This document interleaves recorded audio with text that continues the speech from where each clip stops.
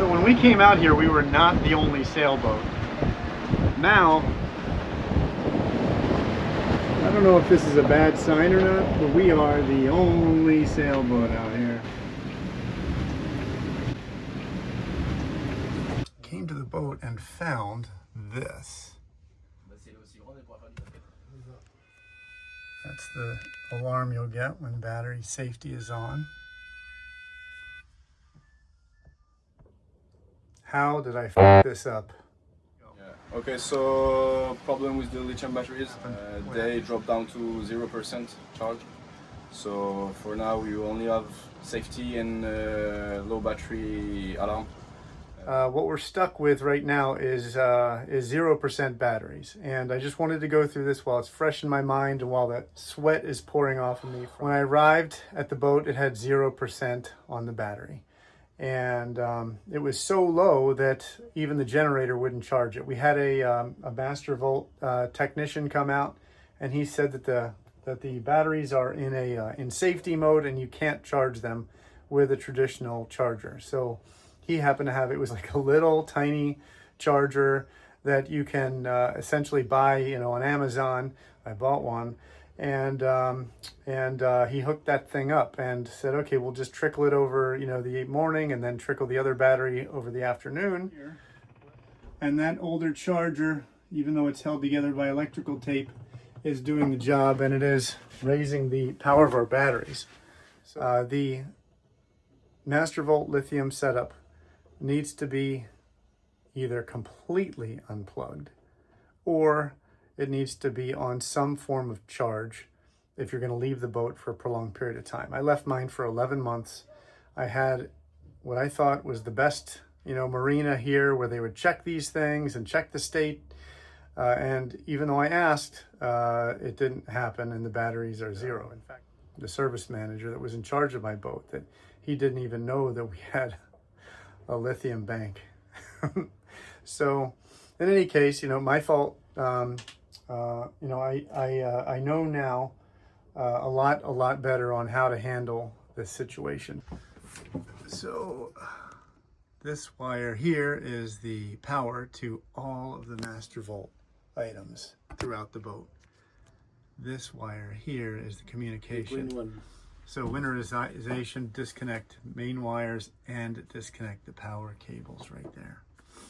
The Mastervolt technician overrode the safety. It was set at anything less than 10% on the battery would trigger that safety alert, and it would not charge, but we have the voltage now up to the 13 range.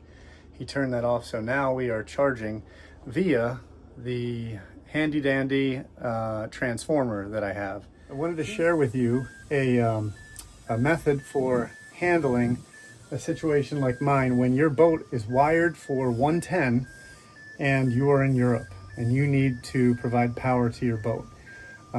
It's this unit right here. It's the Draper transformer, and what it does is it converts 230 volts at 50 hertz to an output voltage of 110.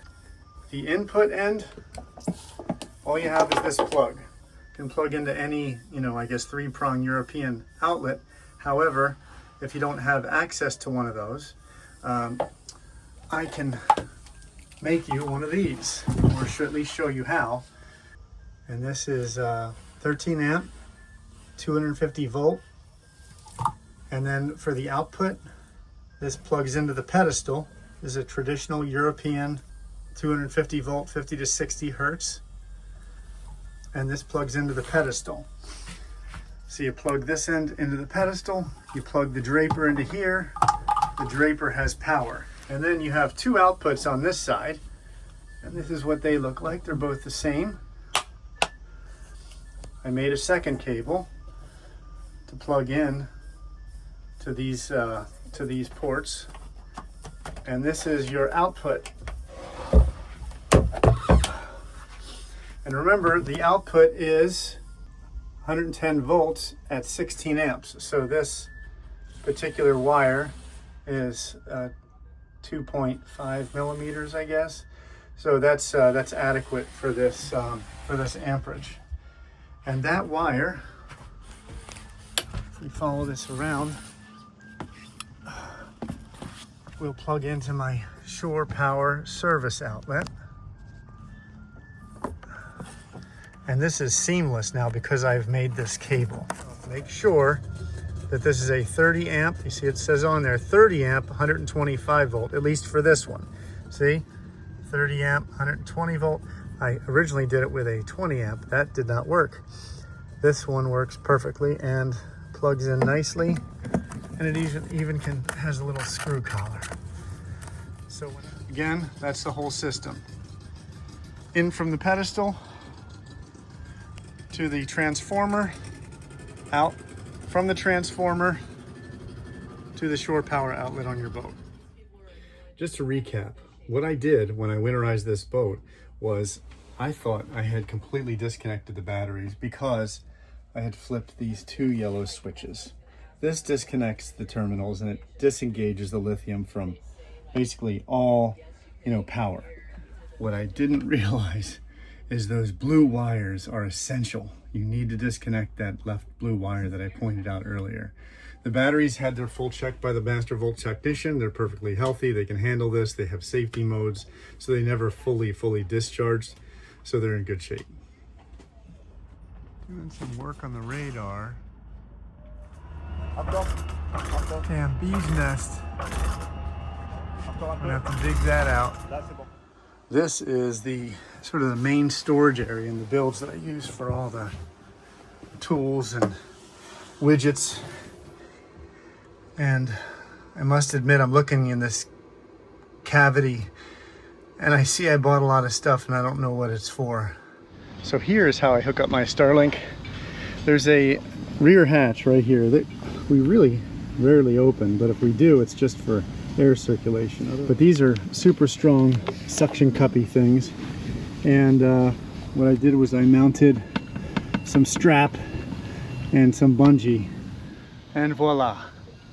One Starlink neatly packaged, bungeed to the suction cups. It's not going anywhere. I don't have to drill any holes in deck. I hate the idea of drilling holes in deck. It's a quick trip update. We obviously left Cogolin Marina. We are now under sail on our way to Antibes. Or no, I'm sorry. We are now underway to Antibes. Yeah, this he's gonna pass us. It's gonna be a little rocky here, hon. The feet moving means that she's scared. I'm not scared right now, I'm just not feeling great. We're just sort of hanging around 6 to 7 knots, and we have 21 knots true wind speed from the port quarter. I'll give you a look at the sail plan here. It's pretty conservative. I mean, probably the equivalent of a third reef. And we're still doing 6.5 to 7 knots, depending on the gusts. Apparent wind speed is around 15, and true wind speed right now is reading 19, but it gets up to 27. Yeah, this is one of those gusts where we were just touching 8 knots at 24 true wind speed. Well, we're struggling a little bit with the sea state. It's not super bad, it's just the wind is of course veering. The wind is of course veering right behind us. I tried some motor and it was like super rough. That wasn't working. So, today would be a great day for a pole, but being alone, I don't feel comfortable putting the pole up in these conditions. The conditions continue to get interesting. I'm just sticking with my sail plan. We've got 32 knots of wind now, and we're doing 7.1 knots with just the Genoa and a little bit of Maine just for stability. But the ride itself is not too bad. You can see the sea state's ugly. It's just an ugly sea state. 34 knots of wind. Hang on, hon.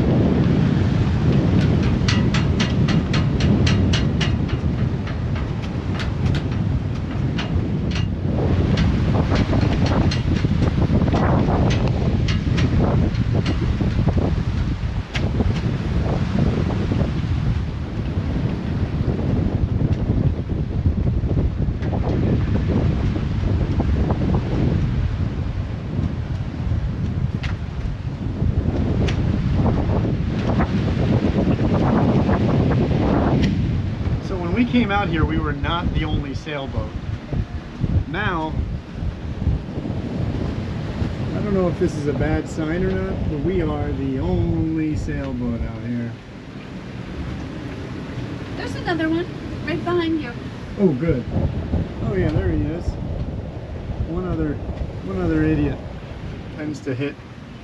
The peak I saw was 34, but it seems to be hanging right around here, and we're making good speed. All the predictions say that we're supposed to be exiting this wind zone, and at some point it's supposed to calm and then become a headwind from the other side, which the anchorage at Antibes will give us some decent shelter. The sea state itself is kind of gnarly.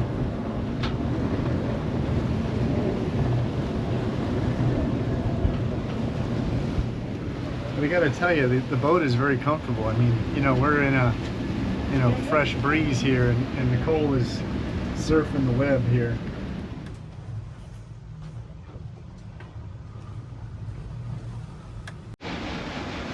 Nicole just spilled peanut butter.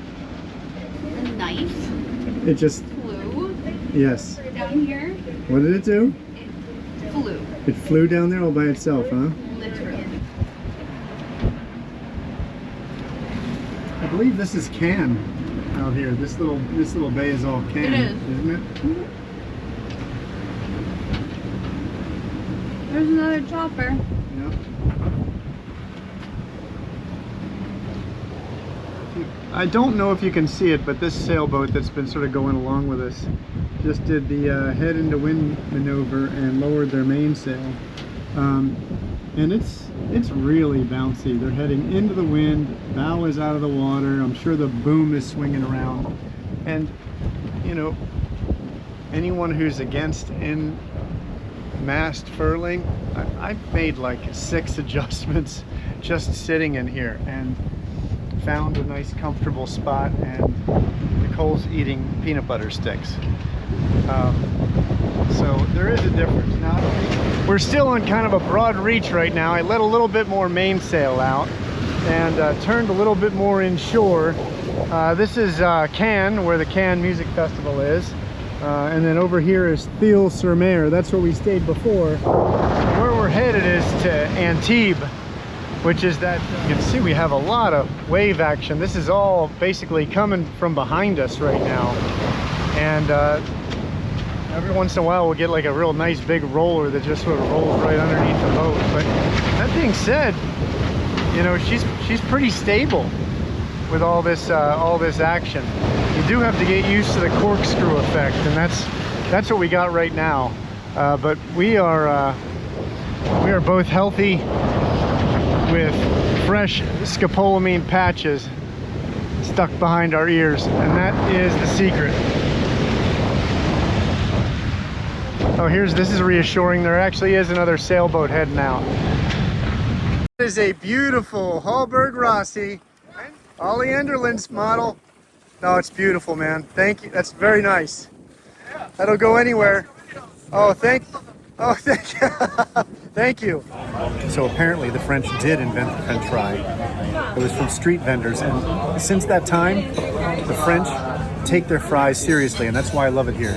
It's a great fry. So good. I don't know if it was from street vendors. I think it might have been from street vendors.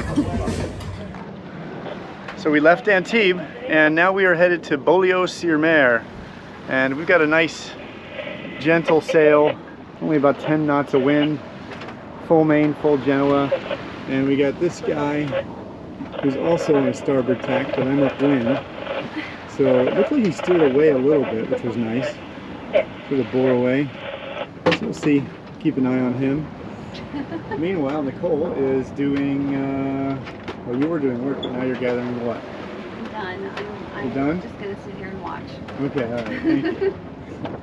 Here's another trip update for you. We left Antibes and we've been sailing along the coast. Had a very nice sail early, but now the wind died, so we're motoring into Beaulieu Sur Mer. This is right next to Villefranche, and on the other side of Beaulieu is Monaco. So we're here in Beaulieu Sur Mer. This is what the anchorage looks like. The anchorage is somewhat crowded. It's a little bit hard to get a good bite with the anchor. So in France and Spain, for that matter, you just sort of grab a spot and keep a lookout so you don't bang into anybody. And for the most part, we swing with everyone else, but this boat swings super fast and ours swings super slow, so sometimes you get uncomfortably close. That's a Hallberg Rassy 50, and right above his Genoa is that bridge, if you can see that. All right, Beaulieu Sur Mer, digging in the water, sun chill in the water. Nicole is working up an appetite for jumping in the water. Yes. And she loves to clean. This was so dirty under that hatch. Thank you. Yeah. Wow. Woo! There she goes. Oh, we use this sun chill at every anchorage. It's back too. Yeah, it doesn't. It's all money.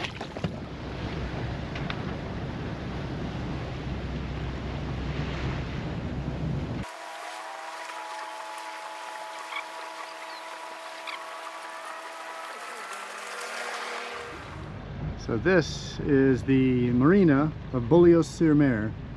Lots of hillside houses, plenty of berths, very, very nice captainry. They are coming to assist us.